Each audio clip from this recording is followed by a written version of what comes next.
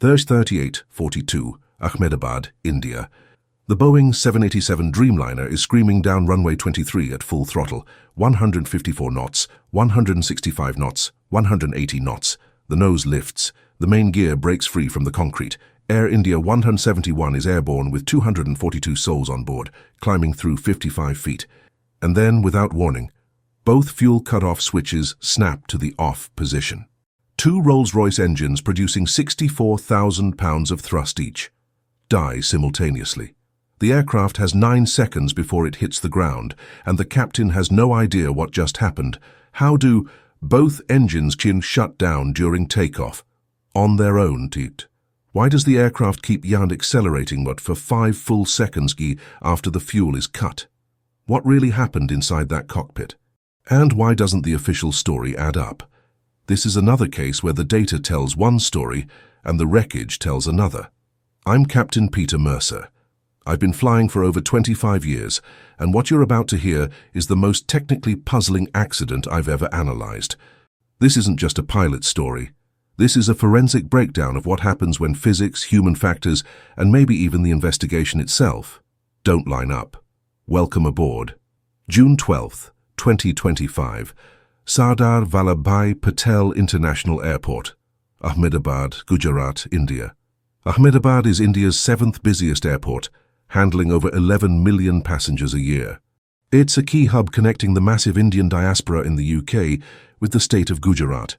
The airport sits at 189 feet above sea level with a single 11,483-foot runway, runway 05 to 23. On a normal day, it's more than enough, but today isn't normal. At merely 12:30 p.m. local time, boarding begins for Air India Flight 171, a scheduled service to London Gatwick. This is one of only 5 weekly flights on this route. It's carrying business travellers, students, families heading to the UK. 230 passengers and 12 crew members. Total, 242 souls on board. The aircraft is a CAL Boeing 787-8 Dreamliner. Registration VTANQ, powered by 2 Rolls-Royce Trent 1000 engines. It's a relatively young airframe delivered new to Air India just a few years prior. This jet is built for efficiency and safety, one of the most advanced commercial aircraft ever made. Now let me tell you about the crew. In the left seat is Captain Sumit Sabharwal, 56 years old. He's been with Air India for decades. Total flight hours? Over 15,600. More than half of that on the Boeing 787. This guy knows this airplane inside and out. His last proficiency check? Rated me very high standard. He's experienced, sharp, and by all accounts one of the best. In the right seat is First Officer Clive D'Souza, just 32 years old. He's got 3,400 total flight hours, with about 100 on the 787 arm. Aviation runs in his blood. His mother flew for Air India for 3 decades. He's young, but he's trained well, and he's current. Both pilots passed their mandatory pre-flight alcohol tests without any issues. Now let's talk about the conditions. It's 96 degrees C outside. That's 36 degrees Celsius, and the air is thin. Hot air is less dense. There are fewer molecules to generate lift, and the engines have less oxygen to burn. What does that mean? The airplane needs more speed here to get airborne. Given that Air India 171 is heavy today, 54,000 kilograms of fuel, loaded for the 9-hour flight to London, this jet weighs over 200 metric tons. It's going to need every inch of runway 23's on 3,500 meters to get off the ground. But here's the thing. This is still well within the Boeing 787's operational limits. This airplane was designed for days like this. Weather conditions are near perfect. Visibility, 6 kilometers. Winds, light at 140 degrees, 7 knots. No turbulence, no storms, just heat. It's a beautiful day to fly. At 1:10 p.m., refueling is complete. Baggage loaded. Boarding finished. Doors closed. At 1:18 p.m., as the aircraft begins pushback, Captain Sabharwal moves both engine start switches to run. The Rolls-Royce Trent engines spool up with that unmistakable high-pitched whine.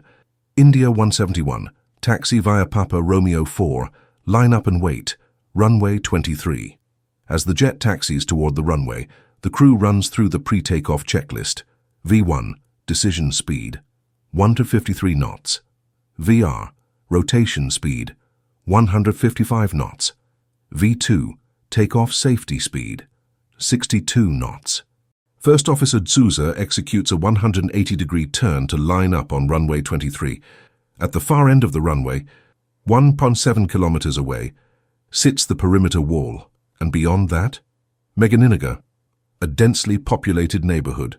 There's a medical college with student dormitories, 2 canteens, and an Army Medical Corps incinerator with a tall smokestack. You'll want to remember that smokestack. 37:33 p.m. Air traffic control clears them for takeoff. Air India 171, winds 240 at 7, runway 23, cleared for takeoff. Cleared for takeoff, runway 23, India 171. 4 seconds later, First Officer D'Souza advances the throttles. Both engines surge to full takeoff power. Flaps are set to 25 degrees. Standard configuration. The countdown to disaster has begun. 37:37 p.m. Takeoff roll begins. The Boeing 787 accelerates down runway 23. The engines are producing maximum thrust. Everything is normal. The aircraft picks up speed smoothly. 40 knots, 60 knots, 80 knots.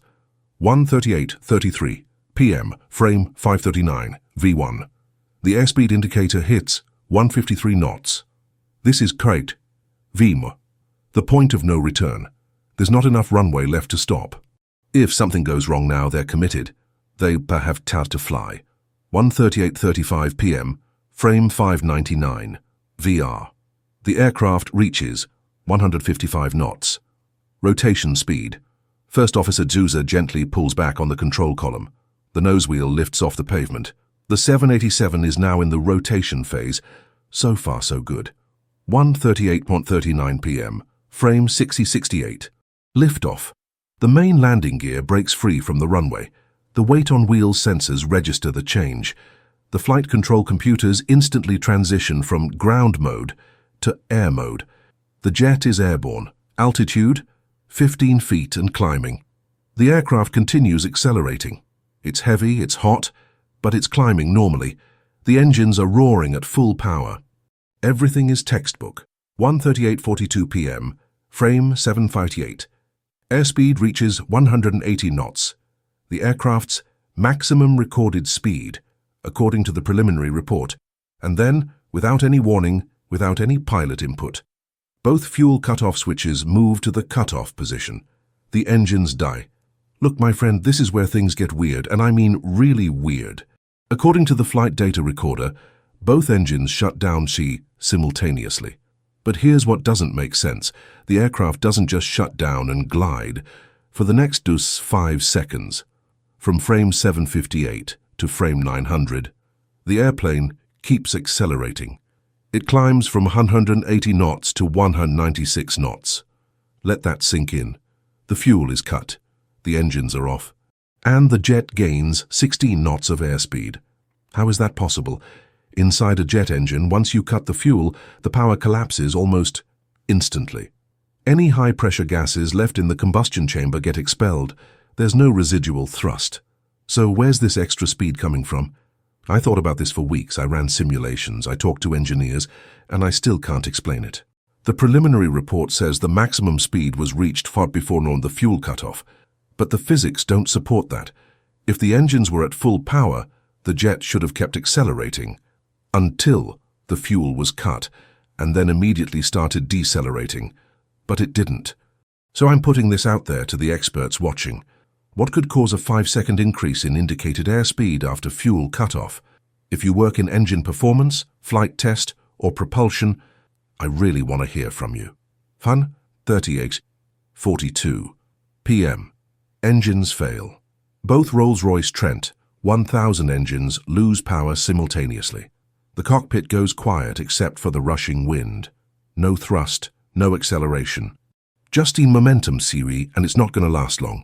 Inside the cockpit, someone asks, "Why did you shut it down?" The other pilot responds, "I didn't." Listen up. This exchange is critical.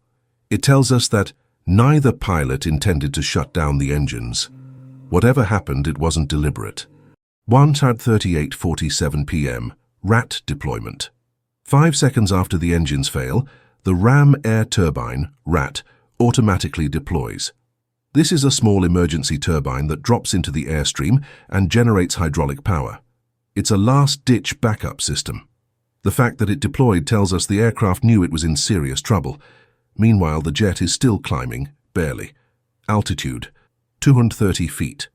But without engine thrust, it's a bleeding energy fast rate. The nose is pitched up 8 degrees. The pilots are pulling back on the yoke, trying to keep it in the air. Come on, climb, climb. But physics doesn't care how hard you pull. 1:38:52 p.m. Engine restart attempt. The left engine fuel switch is moved back to run. 4 seconds later, the right engine switch follows. The pilots are trying to restart the engines in mid-air, a desperate last-ditch effort. But here's the problem. Jet engines take time to spool up. You're talking 20-30 seconds minimum, and they don't have 20 seconds. 1:39:05 p.m. Mayday call. Mayday, Mayday, Mayday, India 171, engine failure attempting restart. But it's already too late. Hassan 39:09 p.m. First impact. The aircraft, now at less than 50 feet was above the ground, clips a grove of trees inside the Army Medical Corps compound. Branches shatter. The nose gear slams into the tall smokestack of the incinerator. The gear assembly rips off. The fuselage is still intact. It's still moving forward. The pilots are still fighting. Jason 39:10 p.m. Main impact sequence. The right side of the fuselage strikes the northeast wall of Top Building A, one of the student canteens. The right main landing gear takes the brunt of the impact. The vertical stabilizer, the tail fin, separates instantly adios and is thrown over 200 feet away. At almost the same moment, the right wing scrapes the roof of Risa Building B, causing it to shear off. Pieces of the wing are scattered near both canteens. The right engine impacts a solid water tank on the roof of Building A. The engine mount fails. The engine lodges beneath the tank. The left main gear and left wing hit the main wall of Takeoff Building C, a student dormitory. The left engine breaks free and is thrown forward near Building D. And then, the fireball. The aircraft was full of fuel, 54,000 kilograms. The impact triggers an instantaneous explosion. A perfectly functioning Boeing 787 Dreamliner is reduced to fragments in 2.5 seconds. You're at 50 feet. The stall warning is screaming. The stick shaker is pounding your hands. You see the trees. You see the rooftops. You pull back hard, but the nose won't come up. The airplane is sinking. The first sound is the snap of tree branches. Then, wham! The nose gear hits the smokestack. Metal screeches. The aircraft shudders violently. You feel the right side drop. The wing is gone. The fuselage is tilting. You're still moving forward at over 150 knots, but you're not flying anymore. You're on falling with momentum. The right engine tears away. The left wing crumples. The entire airframe is disintegrating around you. And then, fire. A wave of heat. A deafening roar. The fuel ignites. The explosion consumes everything. There is no time to react, no time to brace, no time to pray. In 2.5 seconds and it's over. Let me be crystal clear about something. These pilots fought me until the very last second. Even as the aircraft was descending, they were pulling back on the yoke. The wreckage shows the aircraft impacted at an 8-degree nose-up attitude. That tells me they were trying to clear those buildings. They were trying to fly over the dormitories. They restarted, or attempted to restart, both engines mid-flight. That takes presence of mind and incredible discipline under pressure. But here's the thing. Physics doesn't negotiate. A 200-ton aircraft at 50 feet altitude with zero thrust? You've got maybe 6 seconds before you hit the ground. And jet engines don't restart in 6 seconds. They did everything right. They just ran out of time. The fireball is visible from the airport tower. Black smoke rises over Meganinagar. Emergency services are dispatched immediately. Fire trucks, ambulances, and rescue teams race toward the crash site. But by the time they arrive, there's nothing left to rescue. The student canteens at buildings A and B are engulfed in flames. Dormitories C, D, E, and F are heavily damaged. Students inside are killed instantly or trapped in the wreckage. Final count. All 242 people on board are killed. On the ground, 19 students lose their lives. Total fatalities. 2661. It's one of the deadliest aviation disasters in Indian history. All right, my friend, now we get into the real mystery. What actually happened? The preliminary report says both fuel cutoff switches moved to the E cutoff position at 1:38:42 p.m.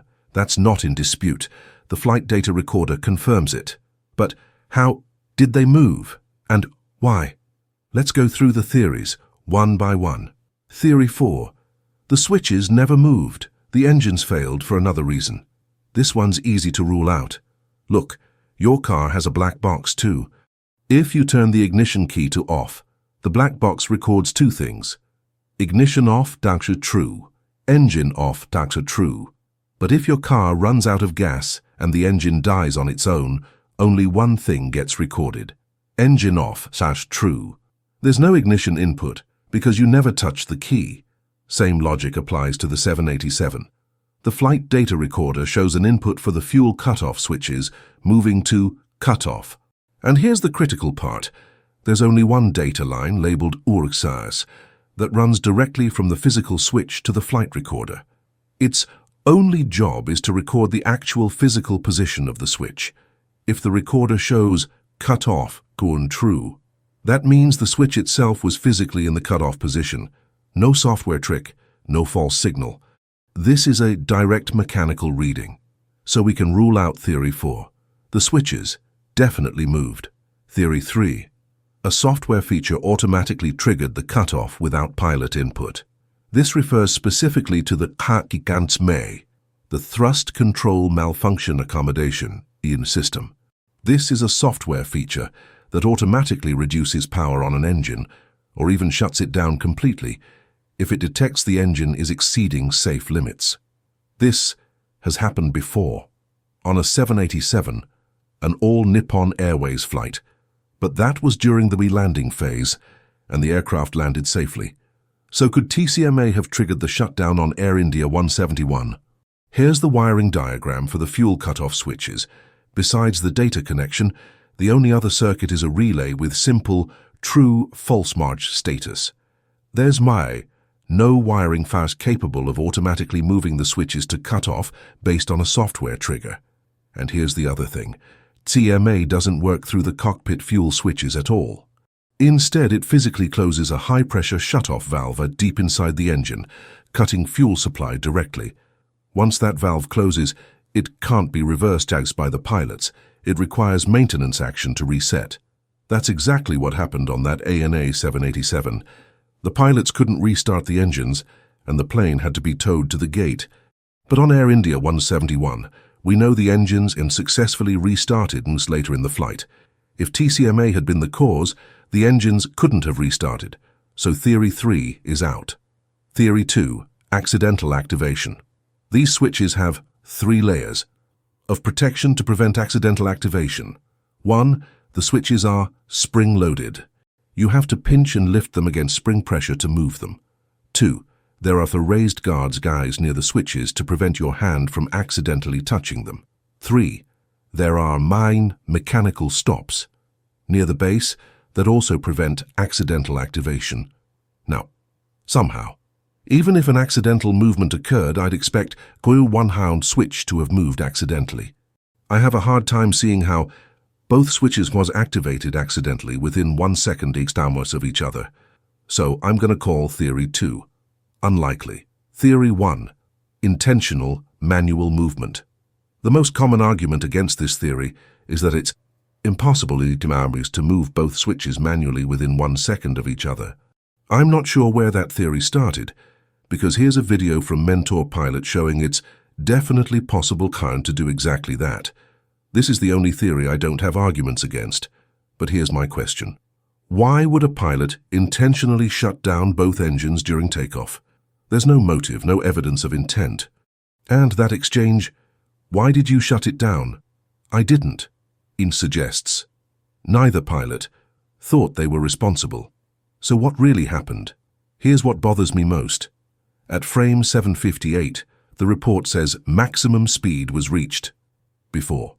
The engines shut down, but my simulation shows the aircraft continued accelerating for 5 full seconds afterward, from 180 knots to 196 knots. That doesn't make sense, and nobody's explained it. So I'm throwing this out to the aviation community. What could cause that? Here's what the industry needs to learn from this. First, we need better redundancy in flight data recording. One of the 2 black boxes on this aircraft was destroyed beyond recovery. The ELT, the emergency locator transmitter, never activated. These devices are designed for the one purpose, to survive a crash, and they didn't. Second, India operates dozens rounds of Boeing 787s. Air India alone has over 30 in its fleet. Yet the Aircraft Accident Investigation Bureau didn't have a coded golden chassis. The hardware needed to download data from a damaged flight recorder. They had to import it from the NTSB born in the United States. Can you believe that? Third, we need transparency. The preliminary report raises more questions than it answers. The final report needs to address the speed anomaly, the switch activation, and why critical safety systems failed. And here's the ethical question, my friend. If the switches were moved intentionally, who did it and why? And if they weren't, what kind of system failure could cause both switches to activate simultaneously? What do you think?